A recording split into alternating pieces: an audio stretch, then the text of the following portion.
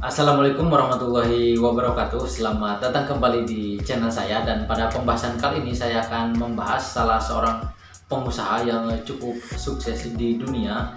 Di masa lalu dia mempunyai kehidupan yang kurang begitu bagus, terutama di bidang ekonomi. Namun ketika dewasa ia berhasil merubah keadaan dari yang tidak punya apa-apa menjadi punya apa-apa. Tokoh yang saya maksud adalah Jack Ma.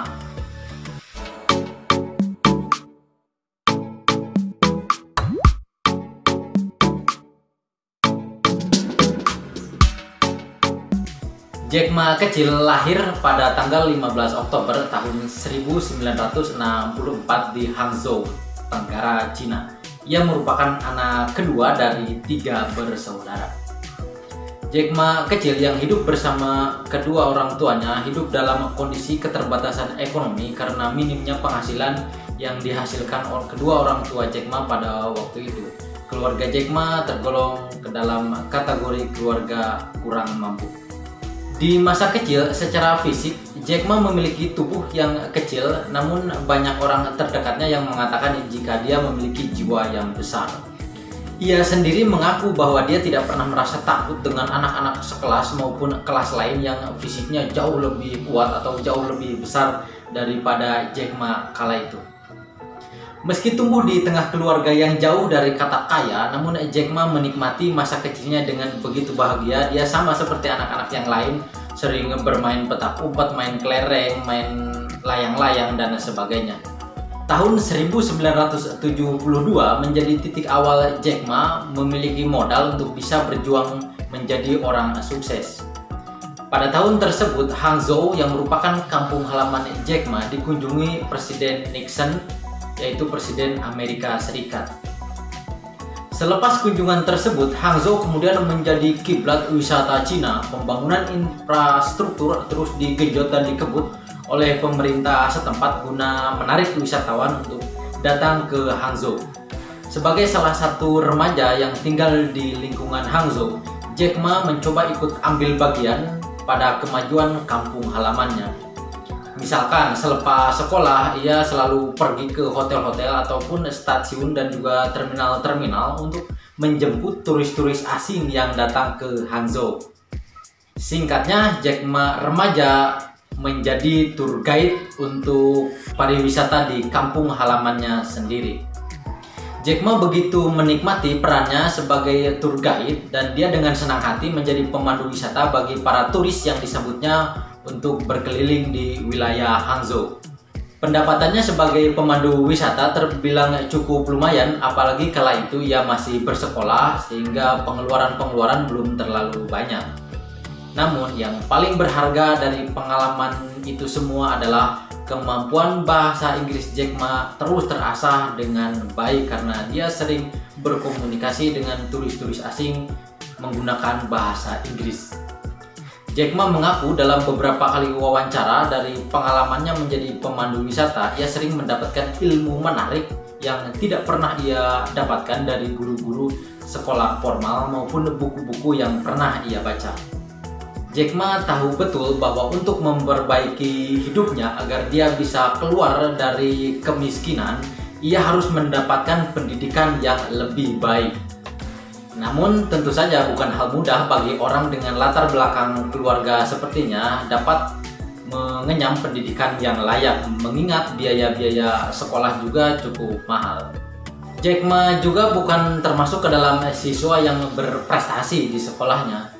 Ia sering mengalami penolakan dari beberapa sekolah yang coba ia daftar. Jack Ma pernah ditolak 10 kali saat ia mendaftar di Harvard University.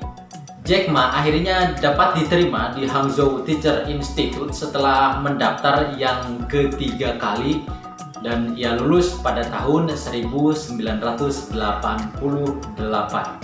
Setelah berjuang dan kemudian lulus dari universitas, Jack Ma tidak juga mendapatkan kemudahan untuk merubah nasibnya. Jack Ma mengirimkan banyak lamaran pekerjaan di banyak perusahaan. Salah satunya, ia pernah mencoba melamar di KFC yang berujung pada penolakan. Waktu itu, dari 24 pelamar, yang diterima hanya 23 orang. Artinya, satu orang yang tidak diterima adalah dia sendiri. Karena tidak juga diterima di beberapa perusahaan, akhirnya Jack Ma mencoba menekuni profesi sebagai guru bahasa Inggris sebab ia memiliki kemampuan bahasa Inggris yang baik, bekal saat ia menjadi guide di masa lalu. Meski gaji yang diterima Jack Ma cukup kecil, namun ia menikmati profesinya karena ia bisa bercengkrama dengan banyak anak didiknya di sekolah. Jalan terang bagi Jack Ma mulai terbuka saat tahun 1995 ia melakukan perjalanan ke Amerika Serikat untuk tujuan bisnis. Dalam perjalanannya ke Amerika ini, untuk pertama kalinya ia mulai berkenalan dengan dunia internet. Suatu ketika, Jack Ma mencoba melakukan pencarian dengan mengetik kata kunci bir dan Cina. Namun, ia terkejut karena hasil pencarian dari mesin pencarian tersebut tidak satupun memperlihatkan bir buatan Cina. Pengalaman tersebut ia cetuskan dalam sebuah ide di kepala Jack Ma untuk membuat website khusus bagi produk-produk Cina.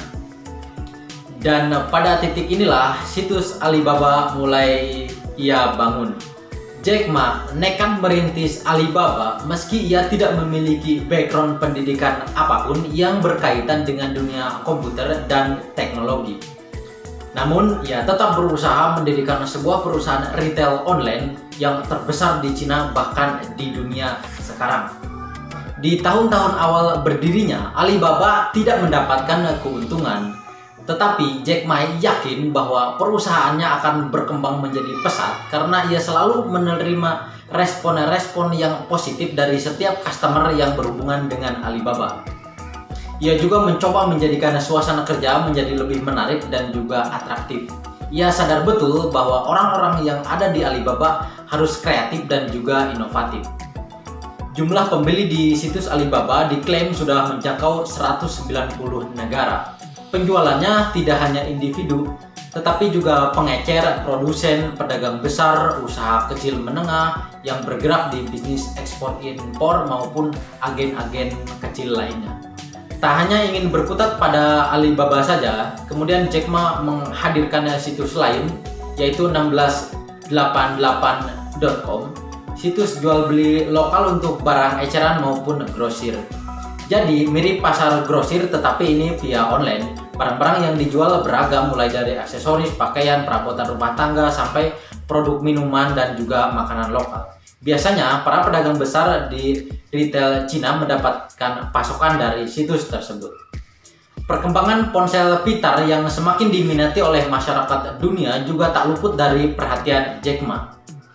Ia melirik bisnis e-commerce yang ramah bagi pengguna ponsel. Pada tahun 2003, Jack Ma kembali membangun perusahaan e-commerce baru yang bernama Taobao. Merupakan situs e-commerce atau marketplace yang hampir mirip dengan eBay. Sejak Juni 2011, Jack Ma menyatakan akan membagi Taobao menjadi 3 perusahaan yang berbeda.